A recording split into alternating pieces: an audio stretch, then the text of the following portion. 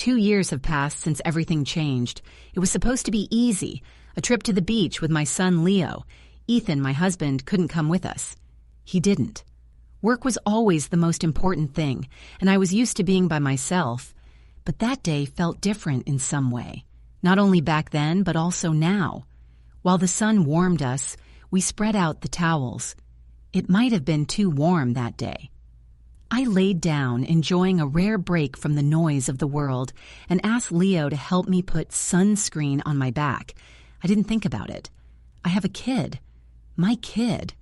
Why would I? At first, it looked like he was just helping me out with his hands. I saw it after that. He touched me again and again, moving lower and lower. I didn't stop him. Why did I not do it? You believe you know yourself, your family.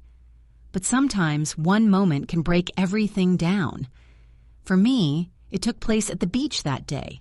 Since then, I've not been the same. I had been married to Ethan for over 15 years.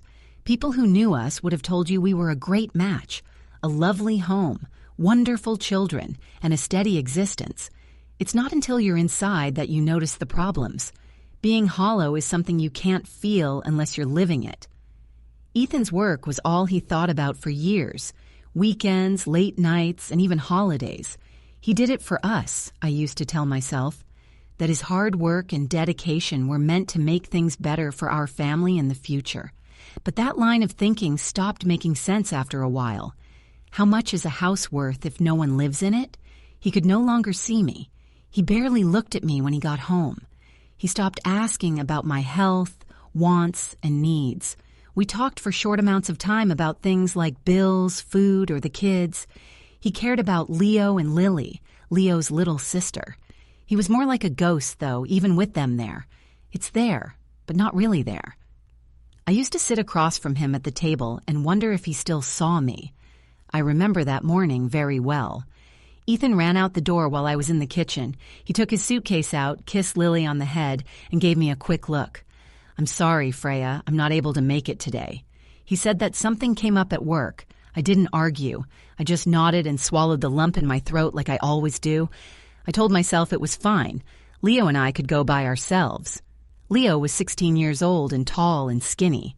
He had the brown eyes of his father, but a softer face. When I told him it would just be the two of us, he didn't say much. He just gave me a shrug, took the bags, and followed me to the car. He sat in the passenger seat, listened to music, and looked out the window like many teens do. I couldn't help but smile as I watched him. He changed so fast that I often thought I might blink and lose him too. As I drove to the beach, my mind kept going back to Ethan, as it often did. I remembered the things we did together. Nights at the movies, long walks, and trips, planned at the last minute just for fun. I thought about how he used to touch me, how his eyes would shine when he saw me. It had been years since I felt that way. I didn't feel much. I was worn out from not being seen. Leo helped me take our stuff to a quiet spot by the water when we got there. He set up the umbrella while I laid out the towels. I just had to talk to him for some reason. It could have been that he was the only one there. Maybe all I needed was someone to listen. Do you agree that it's nice to be outside? I tried to sound happy as I spoke. He brushed his hair back and nodded. He said, "Yeah, Mom, it's nice." When I lay down on the towel, the sun's heat hit my skin. I did nothing for a while to try to let go of the stress of the past few years, even if only for a short time. Then I thought of the sunscreen. I got up and looked at Leo. "Could you help me put this on my back?" I asked. "I'm not able to get to it." He thought about it for a second before he took the bottle from me. I lay down again with my back to the towel and tried to wait. He was careful and light with his first touch, like he didn't want to hurt me. It made me laugh because it made me think of how he held my hand with his little fingers when he was younger so we could cross the street. I told him, "You can press a little harder," but my voice was quiet. "It's all right." As he put the oil on my shoulders and back, he became more sure of himself as he did it. It was the warmth and beat of his hands that made me close my eyes. I let myself enjoy it for a short time. I hadn't been touched in a long time. That thought hurt a lot more than I should have said. Then, though, His hands started to move down, carefully and slowly down the curve of my back. I gasped for air and opened my mouth to speak, but nothing came out. In spite of having a lot on my mind, I kept quiet. I told myself everything was okay, that he was just helping out and I was making things up. I knew I wasn't, though. After he put down the towel, his hands paused for a moment and hung near the edge. I could feel both his and my own doubt, and I didn't stop him. Instead, I said things I regretted. "It's all right. You can also touch that." The statement hung in the air like something dangerous, and as soon as I said it, I knew no one else was doing it. He didn't answer, and Leo didn't stop. I closed my eyes tight and felt his hands touch things they shouldn't have. I thought he might hear my heart beating so fast. I was ready to get up and tell him to stop. I didn't, though. I was unable to. I didn't do anything about it. I still don't fully understand why. Maybe it was the feeling of being so alone. It could have been the need for recognition, even though it was wrong. Or perhaps I no longer cared. On that beach day, something inside me broke, and things haven't been the same since. Thanks for staying with me this far. I know this is hard to hear, and I appreciate you doing so. Please like and subscribe if you find this story interesting or think it might speak to someone you know.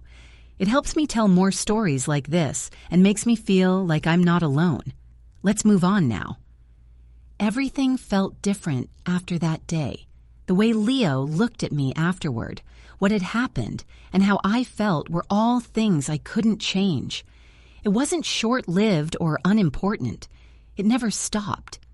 When I looked into his eyes, I couldn't put my finger on what was making him look that way, but I also couldn't look away. It was all buried when we got home that night, like nothing had happened. I did what I had to do, made dinner, asked Leo about school, and folded clothes late at night. As I thought about what happened that afternoon, my hands shook the whole time. His hands, the way he stayed, and the way I felt tense all made me think of him. I felt bad about what I did and didn't like that he made me feel that way about my own son. Ethan did not notice anything strange. He always got home late, with his face tired and his tie slack. Out of habit, he kissed my cheek, leaving behind a faint hint of the love it used to hold. "A long day?" I asked to get a talk going. He just grunted and nodded, and he was on his way to the living room. The usual thing to do. His appearance made me feel like an afterthought, and I felt like I wasn't seen again. That night, Ethan snored next to me while I lay in bed and stared at the ceiling. Even though the house was quiet, my thoughts were very loud. I thought about Leo all the time, his hands, his eyes, and everything that had happened. I had to end it before it got worse because I knew it was wrong. But a darker, lonelier part of me stuck to it, wanting the touch, the attention, and the sense of being seen. The days went by and Leo never said anything about it, but his quiet spoke louder than any words. He didn't stay away from me. Instead, he seemed to stay up close. He would watch me while I cooked, cleaned, or just sat by myself at night. I let it happen. I didn't stop him or myself. The next weekend was unbearably hot, and the house felt like it was on fire. He was gone again because he had to work another last-minute shift. Again, it was just Leo and me. If he was okay with going back to the beach by himself, I asked him. I'm not sure why I brought it up. I might have thought that being outside would help me think more clearly. I might have wanted to test myself and see how far I could push everything away. It was quiet on the drive. Leo didn't use his ears this time. He did nothing but stare out the window, and his knee kept moving around.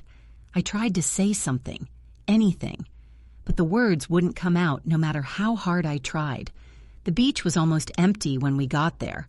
The water was a bright blue color, and the wind felt good against my face. Again, we spread out the towels, and Leo helped us get ready. I couldn't bring myself to ask him to put on sunscreen this time. I closed my eyes and laid down, acting like everything was fine. But I could still feel his eyes. He saw me, that's for sure. Later that afternoon, things finally broke. We chose to use the beach showers to clean up before going. Just to get rid of the sand, it was meant to be quick. but something strange happened that I still can't explain. The first person to step under the water was Leo, who let it run down his back. I stayed out of the way and watched him for a moment before stepping in. I don't know why I took off my clothes and stood next to him in the cool water, letting the water run over my skin. Leo looked at me with surprise. It was hard to read his face. It could be surprise, doubt, or something else. He didn't say anything. After looking into his eyes for a moment, I told him, "You should take off your shorts too. You need to rinse well." I'm not sure why I said that. I might have been trying to show myself that I was in charge and could stop everything. Or maybe I was trying him out. Or to see how I do. He paused for a moment but then gave in and took off his shorts. We were standing there by ourselves while the rain fell. Slowly, I asked, "Help me with my back." With my back to him. Yes, he did. Like before, he was careful with his touch. It was clear that there was strain between us. I stopped moving when his hands touched my waist. The air was thick, and the sound of the water blocked out everything else. I might have been able to leave. I had the power to end it. Instead, I leaned back against him, grabbed his hands, and pulled them up to my chest. He didn't fight back when I did. What came next is hard for me to explain in full. I'm not going to. It was a blur of need, loneliness, and something deeper that I can't name. It wasn't soft, it wasn't slow either. It was fierce, hopeless, and wrong in every way. I wanted to stop, but I couldn't. I didn't want to. After it was over, we just stood there under the water that kept pouring down, wiping away any remains that could be seen but not the truth. He hugged me, held me like no one had in years. I let him. After that, we didn't say anything to each other. Following a silent walk back to the car, we dried off, packed up, and left. I caught a glimpse of Leo out of the corner of my eye and noticed that his lips were red and his moves were stiff. I knew I messed up everything. I was sure that we had crossed a line that could never be crossed again. Still, I felt alive for the first time in years. The ride home in the car started out quiet. It was squished and heavy inside the car, like the air itself was weighing us down. Even though I had my eyes on the road and my hands on the driving wheel, my mind wouldn't stop racing.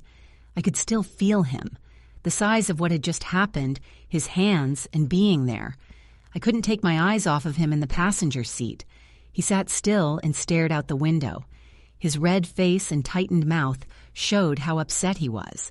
Then, out of the blue, he spoke up. "Mom," he said in a timid, low voice. I didn't want to look at him. I didn't dare, but I could hear him well. What did you do back there?" My heart beat faster. I thought for a moment about acting like I hadn't heard him, changing the subject or ignoring it. But denying it didn't help, not after what we did. After taking a shaky breath, I told them, "I don't know." It was true, or as close to it as I could get. It was hard for me to figure out what had happened and why. I only knew that everything had changed. The quiet didn't end when we pulled into the driveway. The engine stopped when I did, but neither of us moved. Leo then looked at me very closely. Something scared me about what I saw in his eyes. It wasn't shame, guilt, or uncertainty. It was want. "How long have you felt this way?" These words made me shiver when he asked. The same question had been on my mind. When I looked into his eyes, something inside me burst open. I'm not sure. I spoke softly. Perhaps. I might have said longer than I want to. We sat there in the dark with the weight of words that we didn't say filling the air. I believed that was the end of it. We were going to go inside, forget about it, and act like it didn't happen. Leo had other ideas, though. He kissed me before I could open my door. It was shaky at first, slow, as if he was afraid I'd pull away. I didn't, though. I let him kiss me, and he kissed me back. I lost it at that point. It was either being alone, not being cared for in years, or the way Leo looked at me like no one else had in a long time. I didn't fight back against whatever it was. He pulled me closer right there outside our house, moving his hands over me like they belonged there. I felt alive for the first time in what seemed like a long time. Needed. Seen. Other things didn't matter. I don't know how long we were stuck together there, but we went inside in the end. I can't even remember how I got to the door, just the way his hand felt on mine and the tense silence between us. Once they got inside, things got worse. It was like we had been holding back for so long that we were finally able to let it out.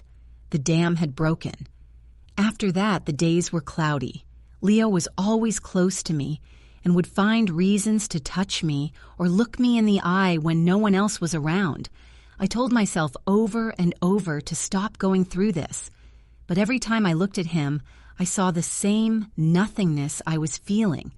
It was like we were mirrors, mirroring each other's desire, and I just couldn't say no. I didn't want to. I lay in bed next to Ethan at night and looked up at the ceiling while listening to his steady breathing. I could only think about Leo. The way he touched me made me feel alive again. Even though my guilt was like a snake inside me, it wasn't enough to stop me. I knew it was wrong and couldn't last, but I couldn't get away from the pull. Things got worse between us until they finally stopped. I washed dishes at the kitchen sink one night to take my mind off of things while Ethan worked late and Lily was asleep. Leo was behind me.